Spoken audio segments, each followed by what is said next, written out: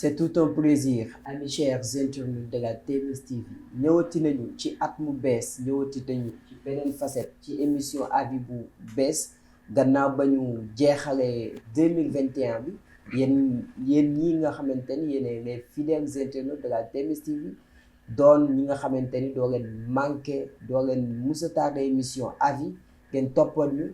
ubbi nañu beneen fenêtre ci émission avis muy avis bu bees. Avis bu bees ku xam avis xam ko ci émission de sociabilité xam ko une émission qui témoigne pour la société et avis ni lay demee saa su nekk ngeen ànd si ak seen mbokk le présentateur poète Diadji te nag avis duñ ci wéet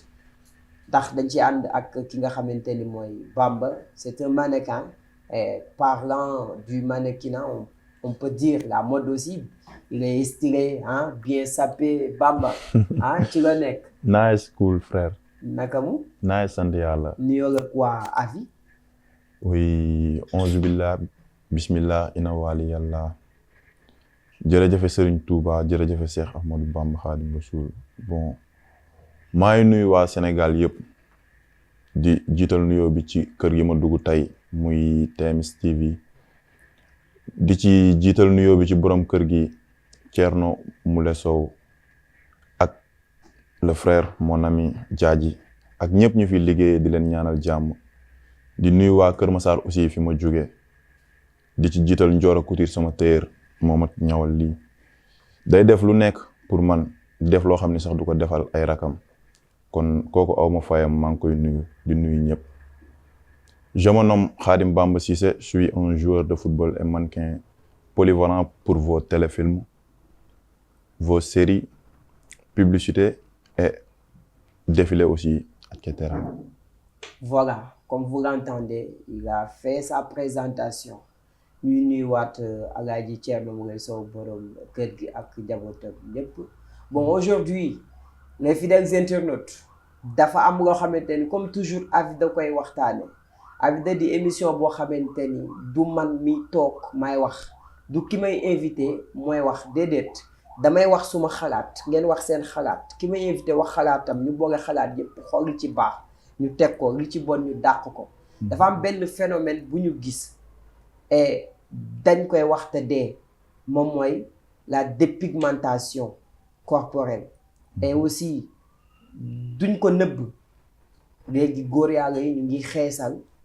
góor yàlla yi ñu ngi def lu nekk soi-disant dañuy mbubboo mode et que bu ñu xamee mode du loo xamante ni peut-être bon dañ koy ŋàññi quoi parce que mode dafa am ay réalité am ay normam et aussi dinañu ñëwaat tuuti ci lan mooy bénéfice su mode et aussi sa définition elle est riche aussi. Quand on dit la mode concerne non seulement le vêtement mais aussi les accessoires, le maquillage, le parfum et même les modifications corporelles. Voilà ci modification corporelle boobu noonu la ñuy toog émission bi du émission mode non mais dafa am lu xewle ci société bi ñun jeunes yi ñu xewal ko muy góor di jigéen maanaam dañuy mubboo mode pour dugg ci yenn yi ndaw ñu góor ñu bari ñu ngi mubboo mode di def yëfu jigéen. nañ ma baal ici c'est avis dañ koy waxtaane ndaw yu jigéen yu bari ñu ngi mubboo modd di génne seen ay cër bon soi-disant boo gisee seen nature da sa xel day njortu prostituée lay njortu parce que seen profil loolu lay joxe donc ñu fas yéene ko waxtaan tey ñu invité un grand mannequin aussi Khadim Bamba Cissé Bamba bu ñu waxee li xew ci réew mi ndaw yi mubboo modd pour xeesal wala ñii di mbubboo modd di jigéen ñii tamit doon jigéen di mbubboo modd di def affaire yu n'importe quoi yàlla baal boo leen gisee prostituée rek la sa xel di dem ngay wax ci loolu phénomène bi. bon loolu moom boo xoolee daanaka depuis at yi jàll yëpp moom la ñuy wax kuy débat ci loolu lay débat te doonul lu ñu rafetlu waaw parce que mode buñ ko waxee. maanaam pour lu bëree tax mais pas yenn yi am na ñoo xam ne dañuy dugg ci mode pour mën a dund beneen vie loolu noonu da koy yàq ndax man ba ma commencé dugg ci milieu bi fekk boobu maa ngi fubal sama grand yu bëri dañ ma woo ay yaa ngi yàq sa bopp pour ñoom boo ci duggee rek maanaam yàqu nga yaa ngi dund leneen alors que demeewul noonu lii benn job la boo xam ni li nga war a def moom ngay def mais milieu bi tamit gars yi yàq nañ ko da ngay ree ba tas lu nekk nga ciy gis waaw homosexuel lu nekk nga ciy gis dañ lay envoyer message des fois da ngay dem défilé sax ñu jël sa numéro nga foog ni kat pour connaissance bi daw la ñuy bëgg après ñu envoyer la message di la proposer yenn yoo xam ni da ngay ree ba tas te léegi dëkk bi propagande lañ koy def. propagande lañ koy def dëkk bi léegi xàmmeetoo góor ak jigéen. parce que surtout ça nañu pacté wu def focus ci loolu. voilà dëkk bi léegi xàmmeetoo góor ak jigéen ci solin sax fa la yemoon mais léegi da ngay gis góor bu xeesal. jënd ay diwu jigéen jënd ay anom te man doo comprendre sax parce que góor nit dalaa war a xool rek xam ni kat kii góor yàlla la. nga saf góor. mais góor boo xam ni da nga koy seen fële muy ñëw keroog maa ngi ànd ak sama benn copain loolu dal ma ñu ngi seen fële ne benn góor yàlla buy ñëw maanaam ñu nekk di werante ndax kee di ñëw góor la wala jigéen la te dañoo bàyyi ba mu jege ñuy xam soo ko xam ni kat góor yàlla la dafa déformé boppam te loolu mën naa ni du yoon loolu dañ ci war a mën a bàyyi xel àdduna bu demee ba góor war a gën a mën a bëgg taar jigéen loolu y'a problème man jàpp naa ni góor yàlla war nga mun saf góor di aligné correctement waaw am sarme boo xam ni kat bu dee say moroomu mekk ngay sarme comme say nawle genre yooyu noonu di nga ko mën a def comme sa habillement correctement ak bu dee ay meuf tamit ngay sarme aussi loolu dina mën a nekk mais pas ngay déformer sa bopp di def leen loo xam ni kat dalay doonloo beneen nit wala dara. Voilà, c'est quelque chose que man ci boppam man je déplore phénomène bu metti la daf may metti parce que bu ñu demee ba góor gën a bëgg taar que jigéen da ngay dugg sax ci les réseaux sociaux là boo ci duggee da ngay sax yéemu da ngay gis ay góor yoo xam ne comme ay jigéen te koo ni yow mais yëre bi nga sol yëre jigéen nga wala tubay jigéen lu mu ngay wax mode bi la bu leen yàq mode dafa am nga ko tax a jóg bu leen mbubboo mode ngir yàq seen bopp da ngay gis sax léegi nit góor di def ay gestes yoo xamante ni toi tu ne comprends pas est-ce que kii góor la wala jigéen la wala wax yoo xamante ni jigéen na koy wax góor di ko jëg di ko wax ay góor ba mu sotti ñun nañu xoolaat suñu bopp en fait nañu xoolaat suñu bopp et quand on dit aussi la mode duñu bàyyi tamit xale yu jigéen ñi parce que léegi sax ci seenu artistes yi les chanteurs là da ngay gis une fille toute presque nue jël li nga xamante ni maanaam moom mooy charme jigéen moom mooy mën a dafa bokk ci biir néegu jigéen doon loo xamante ni c'était sacré bu njëkk mooy ay ngay birin nga bu njëkk boo ko musaan gis ci jigéen góor sax pour mu gisoon ko ci jigéen dugg prison moo gënoon yomb nga gis loolu ci jigéen mais léegi dañ koy bazarder ban looy wax ci tamit fee boobu xale jigéen ñi aussi. non fee boobu benn jour maa ngi waxtaan ak sama benn grand fekk dañoo toogoon nii di waxtaan rek mu wax ma loo xam ni daf ma reetaan loo parce que nee na ma ñun ba ñuy nekk xale ñoom ba ñuy nekk xale comme buñ demee sabar nii quoi di seetaani pour ñu gis pooju jigéen wala moleem sax problème lay doon mais nee na bu ñu ko gisee rek ñoom bég nañ yuuxu nañ affaire yooyu noonu foog nañ ne gis nañ lu nekk parce que da leen jafe woon mais léegi boo demee ci sabar yi lu ne ngay gis jigéen yi duñ la nëbb dara. mën naa ne dañ koy def fierté aussi. waaw te dañ koy def duñ ci ragal dara moo tax man damay toog di xalaat naan li gars yi di wax kon dëgg la ñun ñoo ngi ci mujjub jamono parce que bu jamono demee ba toll ci foo xam ni. ñi ragalatuñ dara quoi laa mën a wax ragalatuñ dara dañuy def lu bon comme ni nga ko waxee rek sans gêne seen yoon ñoom nekku si dañuy def lu bon jàpp ni kat ñoom ñu ngi def lu baax fekk xam nañu li ñuy def lu bon la mais dañ ciy dëgg seen tànk jàpp ni ñoo ngi def lu baax. voilà yéeme na daal yéeme na loolu man moom sincèrement dama koy waxee xol bu tàng quoi parce que dañuy wax bu ñu toogee ci émission yu mel nii. c'est une chance parce que bareetul. ñu génne lu ne suñu xol te lu jóge ci xol rek lay dem waxuñu ngir dara dañoo wax rek pour lépp loo xamante ni day yàq ñu yee ci doomu aadama yi avis dafa doon benn maison boo xam ne maison d'échange la donc ku nekk rek na ci mën a wax sa xalaat et aussi Bamba dafa am loo xamante ni duñu wax phénomène bi saa ñu bàyyi ko muy xeesal góor buy xeesal est-ce que njortoo ni loolu noonu dafay mettre en valeur l'homosexualité si parce que man sax am naa ay copains yoo xam ne gis naa la ñuy xeesal damay wax ba sonn mais ñenn ñi moom comme homosexuel ñoom ñu ngi dund la ñuy dund ñoom mais beneen côté bi ñenn ñi taar lañ ci ut comme mën a jàkkaarloog ma fi laay wax sarme ma fi affaire yooyu noonu waaw. lan mooy Mëf Bamba man xaw ma loolu de man xale laa xaw ma non booy jigéen ñi rek. te beneen côté tamit man dama ko gisee affaire de complexe. comme un gars africain dafa complexe affaire yooyu noonu. surtout waaw dañoo complexe ndax da ngay dugg ci comme réseaux sociaux yi wala nga bëgg benn artiste américain wala nigérien genre yooyu noonu nga gis ko mu yëg concert am sol benn solin bi wala def neen kanam wala dara yow nga xëy suba ne da nga koy def alors que kooku noonu réalité dëkkam wala religion moom mën na ko may loolu te yow mayu la ko. yow tu incites que maanaam imitation tamit da koy indi imitation da koy indi waaw parce que da ngay su ma juumul 2015 la woon xaw ma Chris Brown xewloon na fi teinte boobu bi yëpp affaire yooyu noonu sol désiré ba ay cuissam di génn ay nga toog benn une semaine 2 semaines commencé gis booy yi di ko def jeunes yi di ko def di teinte seen bopp désiré affaire yooyu léegi loolu mën naa ni kenn defatu ko yeneen ak yeneen ñu ngi fi am yu gën a garaaw yooyu sax imitation tamit aussi.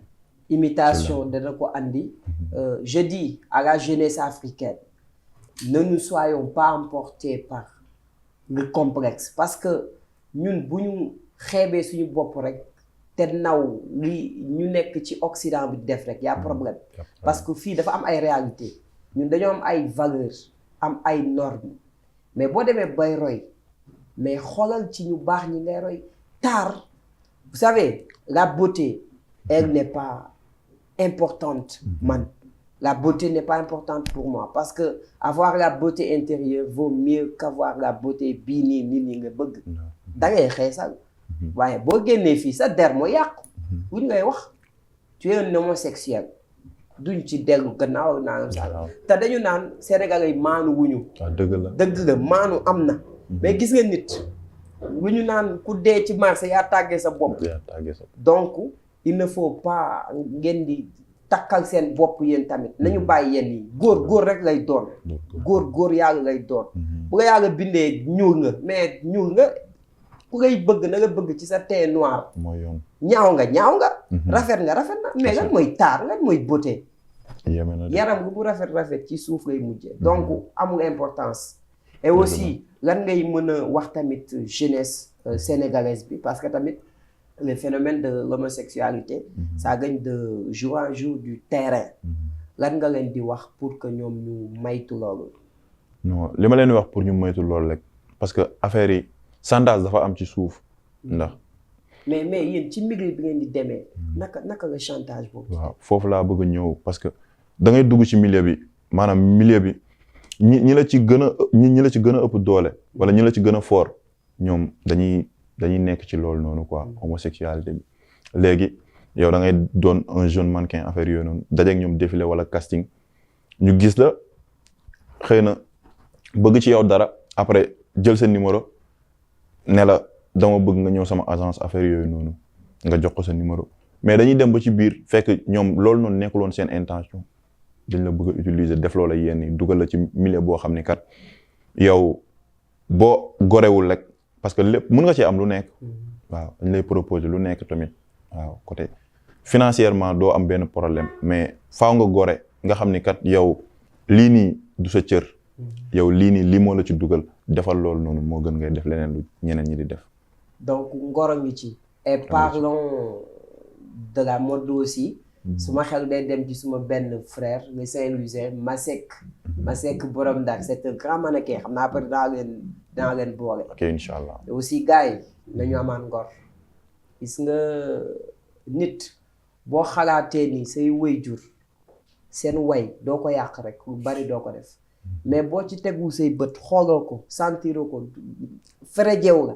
yow ci bettis rek ngay dëkk donc gars yi c'était à vie ba nga ñëw tëj dañuy bàyyi suñu mannequin bi mu tàggatoo ak waa avis ak lan ngay wax tamit mbokk internet yi ci TMS TV parce que c'est la chaîne de TMS TV mooy la chaîne qui montre de tout ce qui est caché donc man dama koy wax du damay def promotion wu TMS mais gis nga dañoo taw si jamono joo xamante ni mbon dafa bari te luy yàq dafa bari bu ñu tolloo ci période boobu am des télévisions wala ay nit ñu baax il faut que ñu leen di roy di xool ci ñoom donc chers internautes fiyee leen ci TMS TV nañ la bàyyi nga tàggatoo waaw léegi balaa may tàggatoo dinaa ñaaxaat jeunesse bi voilà allez-y ñaaxaat na comme que ma indi par exemple comme suñu artiste Wally Seck man dama gis benn côté que gars yi mën nañ ko tooñ benn côté ndax xam naa ni man damay déglu Wally gënuñ ma koo bëgg yow tamit aussi xam naa ni da nga koy déglu keneen ak keneen dañ koy déglu noonu la demee waaw faaw ñu déglu ko parce que dafa mën mën nañ ni dafa mën waaw Bamba Wally grand frère ñu ngi lay nuyu di la jaajëf ñu ngi koy nuyu mais côté boobu noonu comme Wally Seck organiser concert am affaire yooyu noonu indi fa benn habillement bu mën naa ni doy waar xëy na loolu noonu da koo def pour mën a jëmmal concert am que jour boobu noonu loolu la sentir sol wala dara mais doonul ni bu jugee ci concert bi da koy sol continuer wala dara xëy na sax habillement boobu noonu jour boobu noonu la koy sol pare ci mais après da ngay gis benn jeune jugee fële na la du yam ci lu Wally def kase de mais da ciy yokk leneen ba habillement bi gën a garaaw après ku nekk di wax ñu ne lan Wally yàq na xale yi affaire yooyu noonu genre mooy loolu dama koy déglu bëgg naa ko yow da nga koy déglu mais maag moom mën nañ bañ a bokk style man li may sol kat ba xam ni kat sentir naa ni man sañse naa dëgg la grand Wally moo ñu ëpp xaalis mais mun na solo taxaw jàpp naa ni man maa koy gën a fort ci lu ma jàpp parce que nit ku nekk sa bopp nga xam sa bopp nga gëm affaire yooyu noonu côté boobu noonu laay ñaaxaat jeunes yi que nit mën nga koo bëgg mais mën ngeen bañ a bokk style tamit bu solo nii nga solo na la lu la jàpp donc chère jeunesse dafa am tamit loo xamante ni moom moo ko fàttali gis nga boo dee toppandoo yow sa dara du baax parce que dootoo gëm sa bopp mais Wally Seck est un artiste ñun jeunesse bi dañuy confondre la vie quotidienne ak des fonctions Wally loolu liggéeyam nga bu ko defee pare na ci mais ñun ci boppam waruñoo dox ci mbedd bi di sol ay yëre artiste da ngay gis xale yu jigéen ñi yëre yi biir nekk da ngay des tenues transparentes da leen di gis ñu koy sol ci biti ñu koy génne ay crop top boo leen gisee sa xel ci prostituée rek lay dem maanaam ñun ci boppam ñoo xamatuñu tenue yuy dem école xamatuñ ko ngénte boîte wala nangam sangam te donc ñun ci boppam ñoo war a yar suñu bopp jëmmal suñu bopp xam li ñu bëgg xam ñooy ñan xam Sénégal réalité yi fi am bu ñu waxee ñu naan modd la dafa xew modd lu mu xew modd dafa am ñu ko moom te bu jeexee jeex na donc chère jeunesse ma waxaat sàmbeen bi waxaat waxuma pour que dama leen di agoniser non mais dañuy wax rek ci selon bonté aussi nañu bàyyi yenn yi ku ko doon def doon góor yàlla di xeesal wala di déformer sa bopp di def yenn yi na nga ko ba boo dee jigéen di sol yenn accoutrement na nga ko bàyyi aussi parce que tamit jigéen lu ko mën a aar mooy muy nëbb cëram góor tamit lu ko mën a aar moom mooy ngóoraam feeñ buy dox ñu xamante ni kii góor la buy wax ñu xam ni kii góor la buñ ko gisee duñu gis daraay jigéen ci moom acca Bamba nañ la bàyyi nga tàggatoo waaw balaa may tàggatoo damay souhaiter un bon anniversaire à mon joli bébé Malado Sow qu'une du 20 janvier. yow loolu Bamba dafa xaw a jógee quoi man a kii xaw ma dañu jógee quoi non baa ñu jógee bu tax fii waa TMS di ma woo naan saa rek baa ñu boole ci loolu parce que si la bokk yaa ma gën a xam dundal ba say may di baawaan Malado Sow c'est normal dundal ba say may di baawaan Malado Sow loo bëgg yaa ko xam yàlla na la ko borom bi defal waaw émission bi moom ñëpp a koy rafetlu parce que lii ñëpp ba ko war di suivre parce que da lay indiwaat ci àdduna day tax nga gën a xamaat sa bopp day tax nga gën a xamaat ni kat yow ci li nga nekk di nga xam fi ngay teg sa tànk ndax li ñuy débat bi nii li dafa am importance parce que nit day nekk ci dara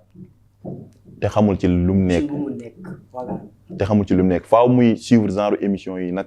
di mën a kat xam ni ah man fi ma nekkoon baax na wala nii laa war a jàll wala nii laa war a jaar lii moom dañ koy rafetlu waaw te di ñaan sunu borom di ñaanal waa kër gi yëpp